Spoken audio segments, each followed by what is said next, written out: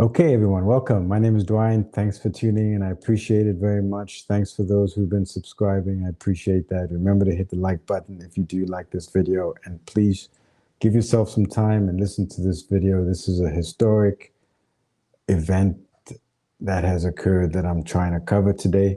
I think it's very important, particularly for Black people. And let's get right into it. So as you can see, reparations given to Black American soldiers. Yes. Not that they're thinking about it or that, they're discussing it or anything, or it will be given. No, it has been given. It has been set up. Reparations have been given to these Black American soldiers. Which Black American soldiers?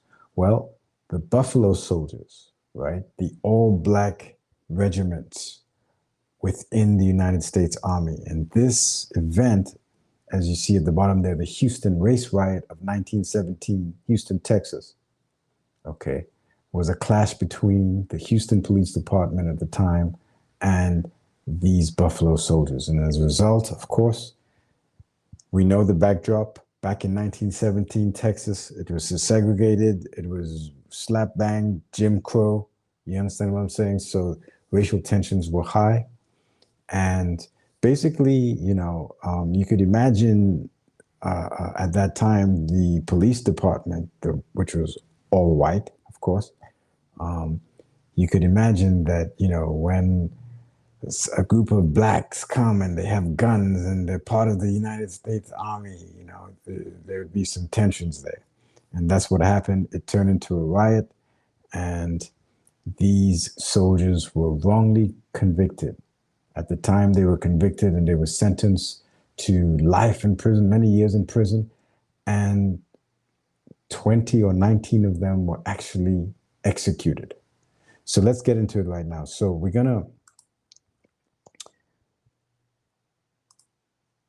I'm not gonna play the year was 1917. the whole ceremony.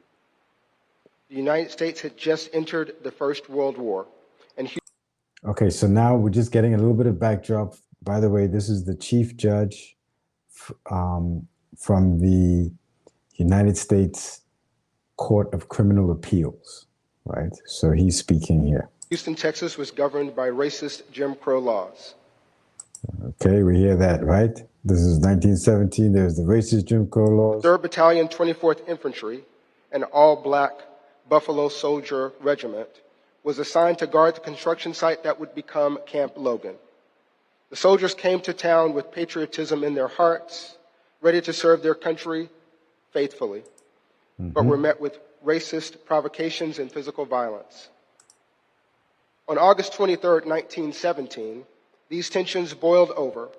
The soldiers of the 3rd and the 24th clashed with civilians and police in Houston, leaving 19 dead. In the aftermath, 110 men of the 3rd and the 24th were convicted after a mass court-martial in the process that was recognized at the time as unfair. 19 men were summarily executed without appellate review.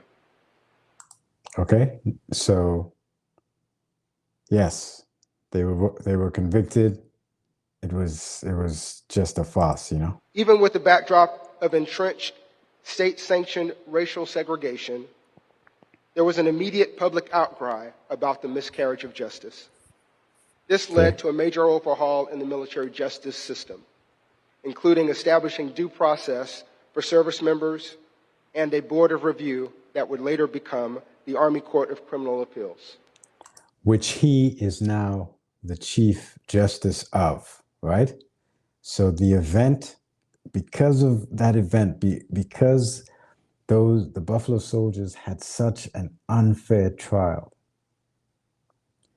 they had no representation. They couldn't appeal the court-martial, the verdicts. They couldn't appeal them. And I believe it was about 19 or 20 of them. I may get that number wrong, but I believe there was 19 or 20 of them that were actually executed. And then a lot of them went to prison as well, okay? So as a result of that incident, okay, you now have this Army Court of Criminal Appeals, so that if you do It's almost like the Supreme Court of the Army, you know? It's like the highest court. If you lose at the lower level, you can appeal, right? And this is just to ensure due process, right? So this is a very big event that shaped the way the Army actually operated, okay, when it came to court martials. That seemed to be the end of the story. Most people had moved on. Over the years, the Houston incident had become a historical footnote for niche academics. But the story was very much alive for the descendants of the wrongfully executed and the wrongfully convicted. I want you guys to hear that. The story was still alive for the people who were directly affected by this event. You see, the reason why I stop and say this is because, you know, a lot of people will say, oh, this happened so long ago, you know, but particularly non-Black Americans, you know, they would say, oh, I had nothing to do with that. That happened such a long time ago. Get over it and stuff like that. No, this we can't get over it because this is passed on. This is a legacy. This is an injustice that was done. And it ripples through the family as time goes on. Because remember, this is 1917. And this month, 2023, is when justice was served for these men, these Buffalo soldiers that were wrongly convicted. So it's over 100 years later, you see. Now, why did it take so long? He's going to say that quickly. We just got 20 more seconds of this. As well as for a community of judge advocates, scholars, and supporters who came together to petition the Army for the right to right this wrong. You see? So it wasn't the Army that figured this out. It was people, you know, who were affected by this, who actually petitioned, as he said. And they must have been doing this for a long time because it's over 100 years since this event occurred. So you see that these people, that's why he said at the beginning, it still stayed alive in the descendants, even though the event happened 100 years ago. You see where I'm going with this? In terms of the broader reparations picture. You know, people say, oh, it happened such a long time ago. But to the foundational Black American, it still lives within them. It took years of hard work, patience, and hope to bring us to this point. To bring us to this and point. Here we are finally. Here we are finally. And this is November 13th, I believe, 2023. So this is recent. This recently happened. Over 100 years later. Okay? So that's kind of a little basic background of what happened. But the truth of the matter is, what really happened was this, right? So the Buffalo Soldiers, as I said, they were an infantry regiment within the United States Army. And they were commissioned to go to Houston, Texas. I believe, where did they come from? I think they were stationed previously in New Mexico, and then they were then commissioned to go to Houston, Texas, at Camp Logan, where this incident took place. So they were commissioned and they were stationed there. But because they were in such a hostile racial environment, and they had guns, Black guys with guns, you know, it was seen as a threat to the white power structure in Houston, Texas. Okay? So 2 police officers, this all started with 2 Houston police officers, 2 white officers who went into a Black area, because remember, it's segregated now. They went into a Black area and they saw a large crowd or gathering. They were trying to break people up. I guess they were concerned that people would be getting together. I don't know, maybe to come after them. I don't know. But there was an incident. They fired 3 shots in the air to scare the crowd. People dispersed, and the police officers chased a couple of people into this house and couldn't find the person that they were chasing, and there was a woman there, and they grabbed her, dragged her. They asked her, where's this person? She said, I don't know who you're talking about. And they dragged out and they tried to arrest her. And this was in a black community. Okay. And there were soldiers nearby who were part of the community. There was a soldier, there was a corporate, Charles Baltimore. And Charles Baltimore, tried to intervene. Things got out of hand.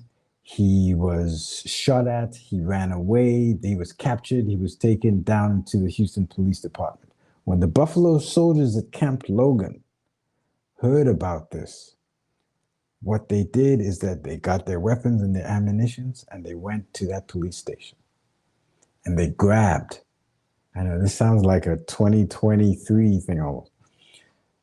And they, in terms of the police, blacks in the police.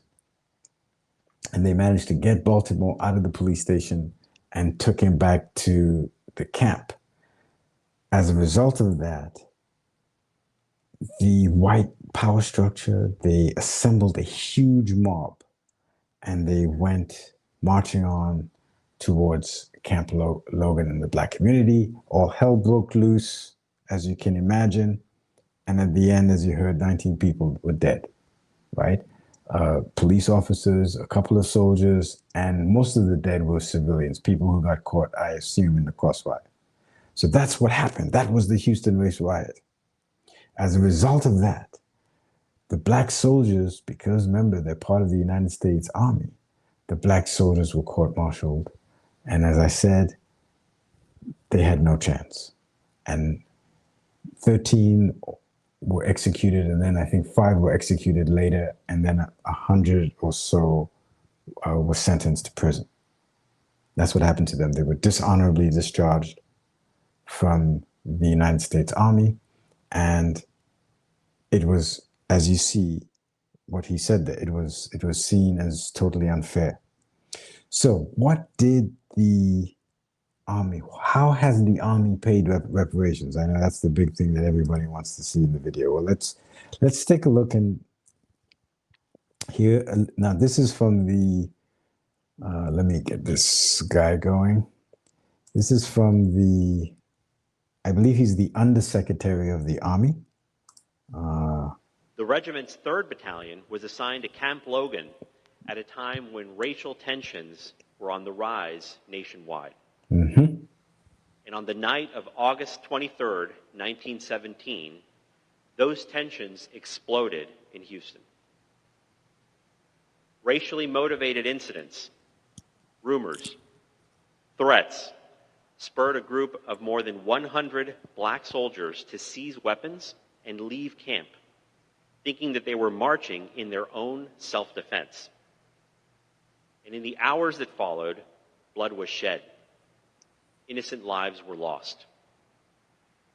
And months later, represented by only a single officer, who was not even yet an attorney, the accused soldiers of 324 stood trial. After 29 days in session, it took a court only 2 days of deliberation to deliver the first of 58 convictions. And less than 24 hours after a short internal review of the verdicts concluded, 13 soldiers were hanged.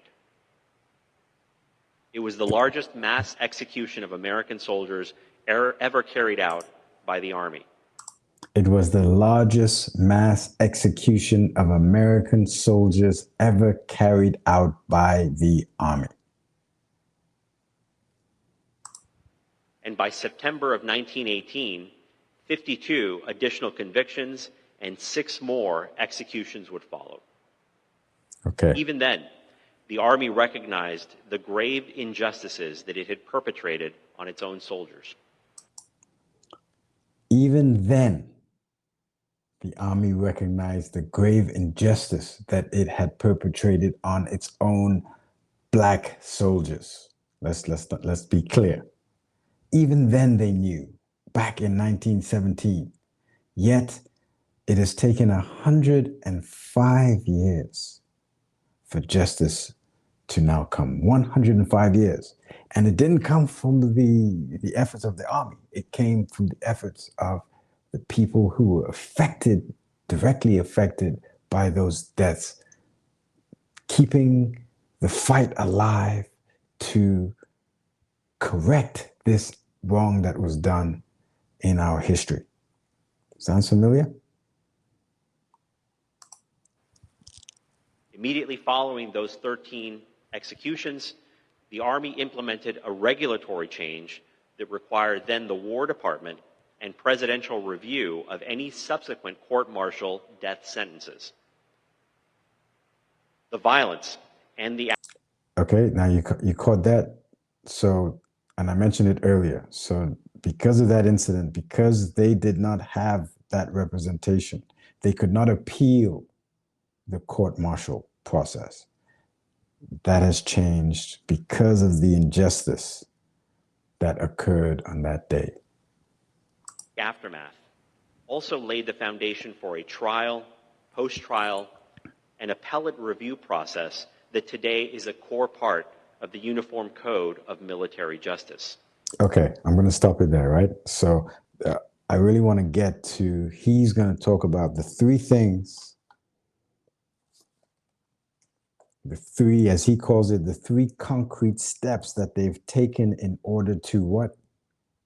Correct this wrong. Okay, what are they? Let's take a look. Today, we're here to deliver on that promise. And today, we formally announce three concrete steps to restore the honor taken from the soldiers of the 3rd Battalion, 24th Infantry, all those years ago. All those years ago. And today, we are taking concrete steps in order to rectify the wrongs that were done all those years ago. I want you guys to hear that, okay? So just because it's been 100 years, justice comes sometime, somewhere. And it came because, remember what the guy said earlier? The hard work and the dedication and the persistence of the people who were petitioning the army to correct this injustice. And finally it happened. No matter how long it takes, you keep at it. That's why I tell the people, it doesn't matter if people think you're crazy for reparations or you this and that. Keep at it. We got to remember the ancestors. We got to remember the people who died in this country, who lived as slaves in this country for generations. We got to still remember them, the way they were treated. So many horrific things that were done. It was wrong, and it needs to be corrected. Okay, so let me see. Sorry, guys. Sorry. So let's hear the three things. First, the Army hereby sets aside all 110 court-martial convictions of 324 soldiers stemming from the events of August 23rd, 1917.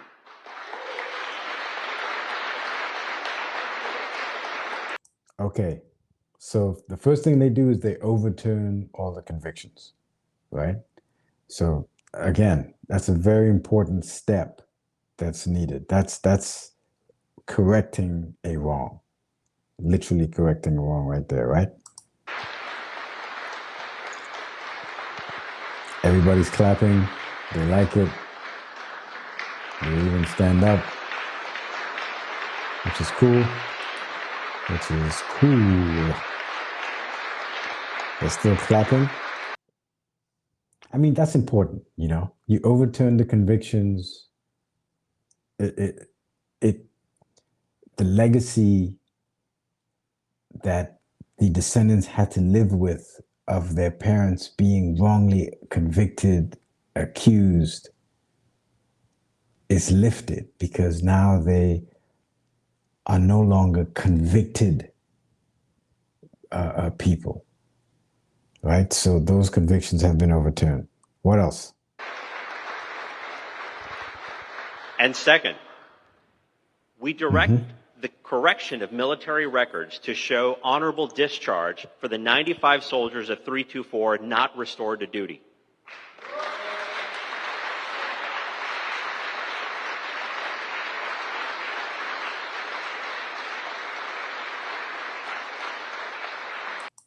That's good, right? Because you want an honorable discharge. An honorable discharge means that you satisfactorily did what the Army required you to do, and therefore you're in the family. You're entitled to benefits, and it's linked to number 3 with the VA benefits. Third and finally, in partnership with the VA, we've established a mechanism to deliver survivor benefits to families long denied the financial resources owed to them. Okay, it's vague. A financial mechanism for survivor benefits for the resource. I'll be looking out and seeing exactly what that is. Whether that is, but obviously it's going to be something. You know what I mean? Thank you. There has to be some level of compensation. So this is what it is. So those are the 3 steps that the Army took, and for me, I call it reparations. I mean, this is what reparations is. And reparations honestly is part of what is called atonement. Okay, I want to look at this atonement thing real quickly, and show you that this. Let me just bring this up. Okay, so atonement. What is atonement?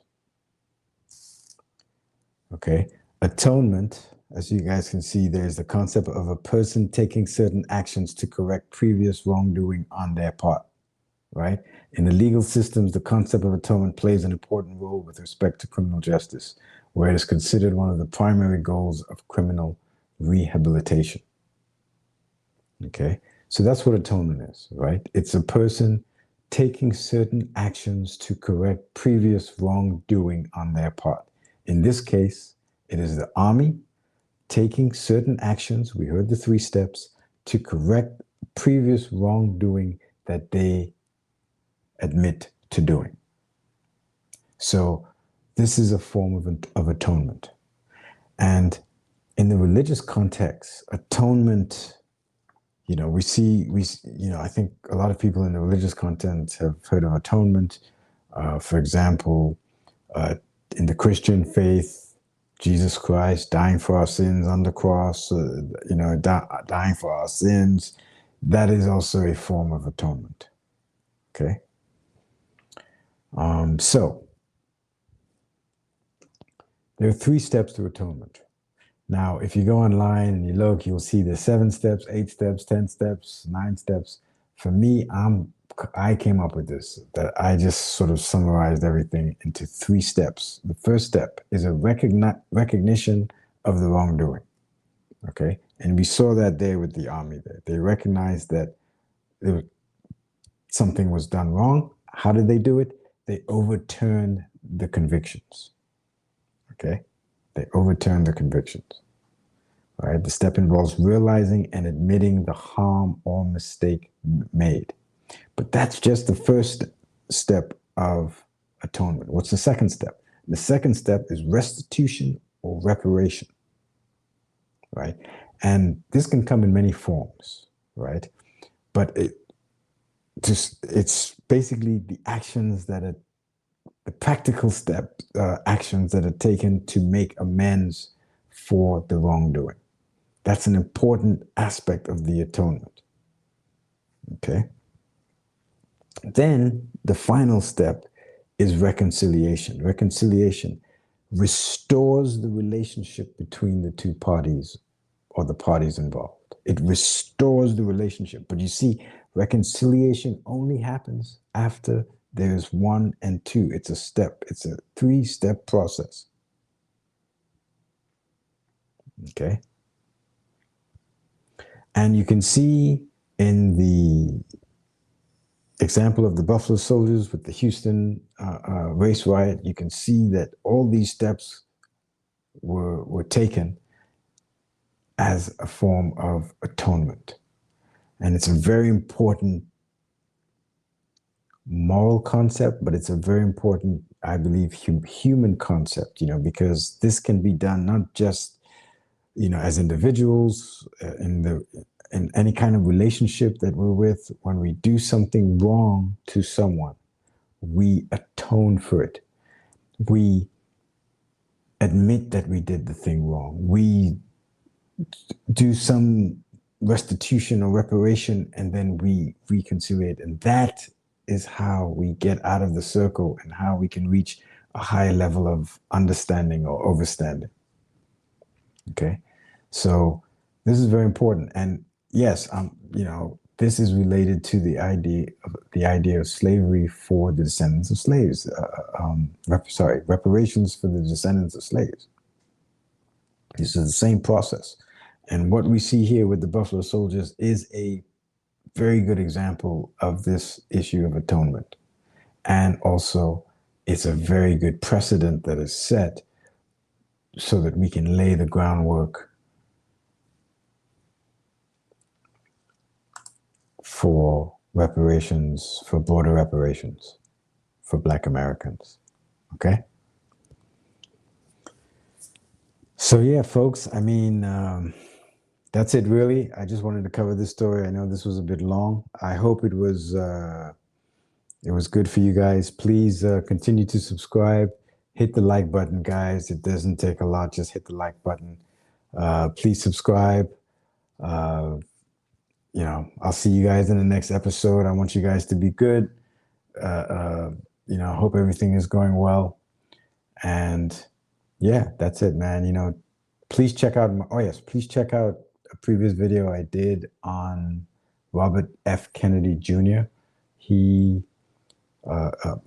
talked about reparations, and I just go into it. It's like a reaction video.